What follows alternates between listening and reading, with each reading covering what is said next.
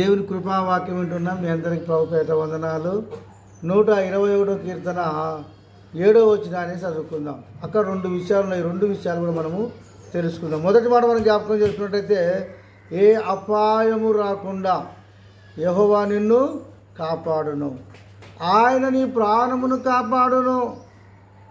ఆయన అంటున్నాడు, ఏ అపాయం రాకుండా యెహోవా నిన్ను కాపాడును. ఏ అపాయం? ఎన్నో రకాలుగా అపాయాలు ఉన్నాయండి. ఎన్నో రకాలుగా అపాయాలు ఉన్నాయి. ఉంటేనే హార్ట్ అటాక్, ఉంటేనే రకరకాల జబ్బులు, ఉంటేనే అపాయాలు, ప్రమాదాలు, బస్సులు కాలిపోవడము, లేకపోతే బైకుల కింద పడడము, కార్లు యాక్సిడెంట్ కావడము, ఎన్నో రకాలుగా తెగులు, ఎన్నో రకాలుగా జబ్బులు, ఎన్నో రకాల ప్రమాదాలు, ఎన్నో రకాలుగా మనకి అపాయాలు వచ్చినప్పటికీ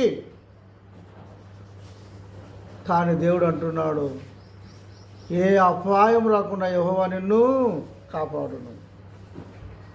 మనము దేవుని మీద ఆధారపడి ఉన్నట్టయితే, మన భారము దేవుని మీద మోపినట్టయితే దేవుడు ఏం చేస్తాడంటే ఏ అపాయం రాకోకుండా ఆయన నిన్ను కాపాడుతాడు.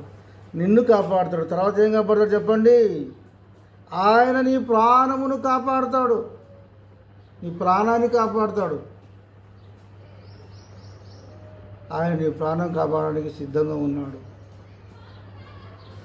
అయితే నీ భారం దేవుని మీద మోపుతావా? నువ్వు దేవుని చిత్తానుసారంగా నువ్వు జీవిస్తావా? ఏ అపాయం రాకుండా యెహోవా నిన్ను కాపాడును, ఆయన నీ ప్రాణమును కాపాడును. ఆయన కాపాడే దేవుడు, నిన్ను రక్షించే దేవుడు, నిన్ను నడిపించే దేవుడు.